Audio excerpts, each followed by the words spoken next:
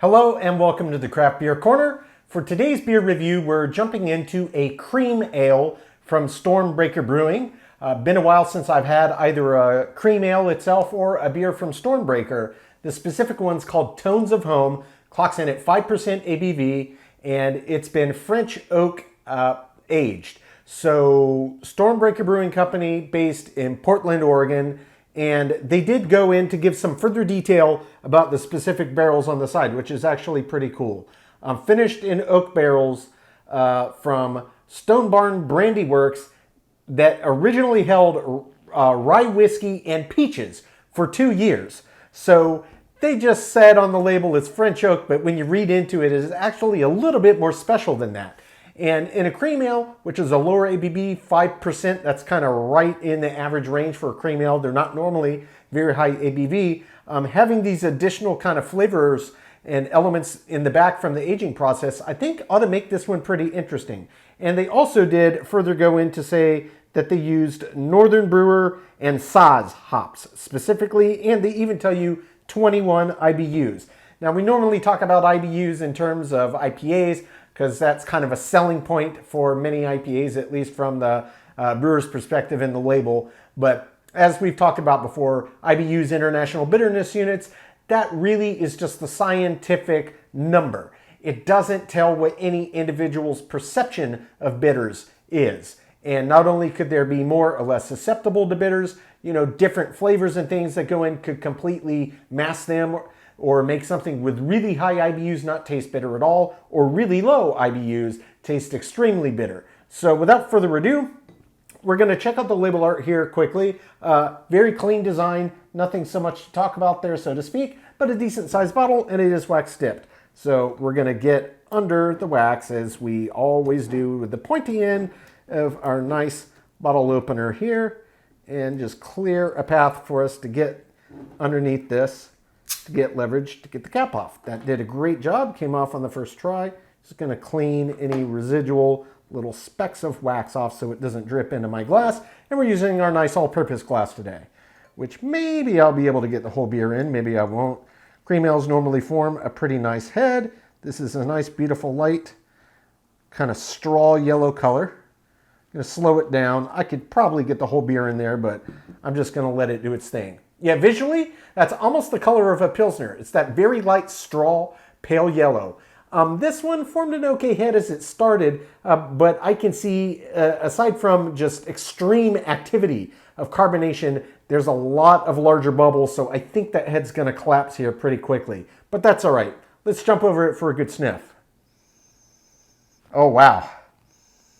Wow. Okay, so the peaches and the rye whiskey from the barrels that they use to ages definitely are making their presence known on that aroma. I didn't expect that aroma when I smelled it. I mean, I guess I probably should, having read that prior, but wow, it's really quite prevalent. Normally on a cream ale, it's a very subtle aroma. You might get some underlying graininess, and if they add, a little more aromatic hops, you might get some of that in this. But this really smells strongly of the barrel, and that's honestly all I could get off of the aroma. So as I thought, head nearly all the way out of the way, just a tiny little pad floating and a tiny bit of cling on the side. But let's just jump right in, see what this one's about.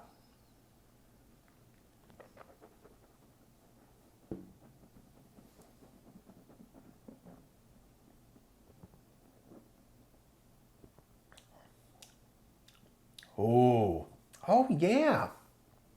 Wow.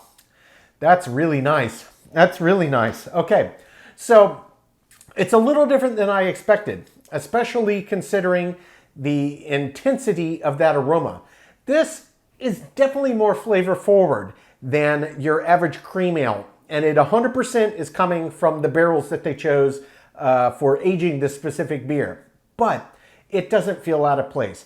It's not like hitting you like an imperial beer would be and sitting at 5% in a cream ale style. It feels balanced. It definitely feels balanced. So, texture first, it's a cream ale.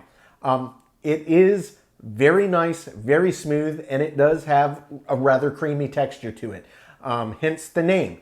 And agitation on the palate, this one gets even more creamy. It doesn't feel super viscous or super resistant, about what you'd expect for a 5% ABV. Until you start to agitate it, then you can really feel it start to cream up. In terms of the body, this is medium light, exactly as I expected for the style in this ABV range. The body and the mouthfeel feel exactly right. So now let's talk a little bit about the flavor profile. This is where it gets a little interesting and pleasantly so. So you can definitely get the kind of rye whiskey back. That comes through, but that actually came up in the flavor profile secondary to peaches. And peaches hit you first, then rye whiskey, and then it actually, the way that they kind of blend together, it almost started tasting like a nice, fresh, ripe apple, like a tart apple, like a Granny Smith. So there's a lot of different flavors rolling around in here. And some of that could be coming from the malt bill that they chose. There are indeed specific combinations of malts that will often give off kind of grassy and appley kind of aromas and can often impart that in the flavor. And using these specific hops that they did that are definitely lower alpha acid content, I think could partially be making a play here. But there's a lot happening.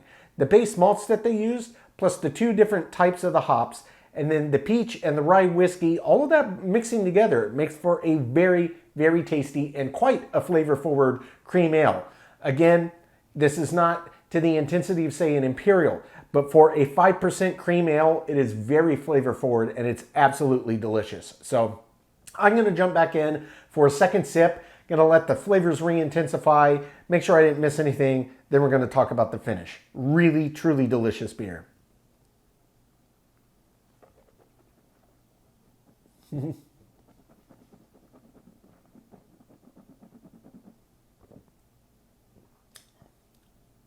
Rye whiskey first. You can actually pick up some of the woodiness from the barrel as well. Peaches come through right behind that. Takes about 3-4 seconds. About the 7-8 second mark here, pushing 10. That's when these subtle undercurrents of tart apple come through. It really does taste like tart apple mixed with it. And there's no lactose in this beer. It's just the way that these flavors present themselves in the beer itself. But it's absolutely delicious. It's very refreshing. This is a lighter beer and it's got these bright fruity accents to it. Yeah, sure, there's rye whiskey that kind of hits you first, but actually pairs very well in this beer. It doesn't taste out of place. It doesn't taste wrong for the style or for whatever else they did with the beer. It tastes right. This tastes like a very well thought out, very well planned, and extremely well executed cream ale. I absolutely am loving it. So the finish. Cream ales are not really known for their extremely long finishes. This one is above average. Even though it's got these bigger, bolder flavors and pungency, I would not say it's on the top end of the spectrum. It's definitely above average, but it's not going crazy here. It's keeping it reined in. This is only a 5% ABV beer, and even though there is a nice pungency of all these delicious flavors kind of blending, it doesn't just kind of linger and coat the palate and hang forever. It's a very smooth, nice normal bell curve shape on this one, which is pretty prototypical for a cream ale. Absolutely delicious. I love them. They're not that hard to find. I just don't buy them that often. I don't know why. Every time I have a cream ale, I would say, why don't I buy more of these? Absolutely, I should. This is a really great example of a cream ale. Really ingenious kind of thing that they threw together with that barrel. Very well selected, and it works in this delicious beer. I'm going to take my time, sip on this one, count my scores. When we come back, we'll get this one ranked from top to bottom.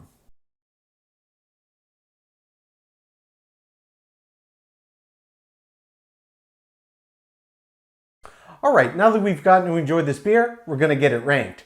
This was Stormbreaker Brewing Company's Tones of Home, a cream ale that was aged in French oak. Stormbreaker is based in Portland, Oregon. This specific beer clocked in at 5% ABV. So starting with the aroma, not a beer style you normally associate with a very pronounced aroma, but the barrels that they use for this, I just said French oak, but again, it housed for 2 years peaches and whiskey. So it really imparted massive, massive aroma, and you can really, really get it on the nose. Far above average for the style. Aroma gets a 10 out of 10. For the taste on this was absolutely fantastic. So there was the classic underpinning of a cream ale and the malt character that you would get in a cream ale, but the barrel aging that they chose really, really played heavily into the experience of drinking this beer. Just as with the aroma, it added tons of flavor elements and some very unexpected in the form of kind of tart Granny Smith type apple that, seemed to come out of nowhere, but it was absolutely delicious. Taste gets a 10 out of 10. For the body was exactly right for the style and the ABV, gets a perfect 10 out of 10. The mouthfeel, lush and creamy as the cream ale titles kind of implies, and indeed this one was as well. Mouthfeel gets a perfect 10 out of 10. For the finish, cream ales are not known for a very long finish, but this was definitely above average, and it really came down to the barrels. Considering the pungency of flavor and the intensity of flavors produced by the barrels, I did expect it to go a little longer, but this was still much longer than your average finish for this style. Gets a 7 out of 10. Head and retention. Cream ales normally form a pretty good head. This one was just really active in terms of carbonation, so it did form an okay head to start, but it collapsed relatively quickly. Said low end of average here, it gets a 4 out of 10. For the appearance, textbook cream ale gets a 10 out of 10. For the balance on this beer was absolutely top tier. It's really a style that's more about texture and the subtleties of the malt bill, but with the barrels they chose on here and how it played with the underpinnings of the base beer, absolutely fantastic. And I don't know how long they left them in the barrels to age, but it was the right amount of time for my money. Everything had its own voice, worked beautifully together, spot on for the balance. It gets a 10 out of 10. Filling in the intangible, subjectively, I loved it. This was a really great cream ale, one of the most unique ones I've had to date. I absolutely loved it. 10 out of 10. Finally, as an example of the style, well, cream ales are great. I always say I don't drink enough of them. This was a really special one indeed, and it really did come down to the barrels. Sure, it cost a little more than a normal cream ale, but taking the time and doing that with the barrels, it's worth it for my money because it made a very unique beer drinking experience, especially for a cream ale, and I absolutely thought they nailed it. Example of the style, I did give a perfect 10 out of 10, which brings the total score on Stormbreaker Brewing Company's Tones of Home to a 91 out of 100. So well above average, a very, very unique beer here, especially for the style. I mean, barrel aging is all the rage right now, and I love it. I love a good base beer, I love a good barrel-aged beer, but you don't often find barrel-aged cream ales.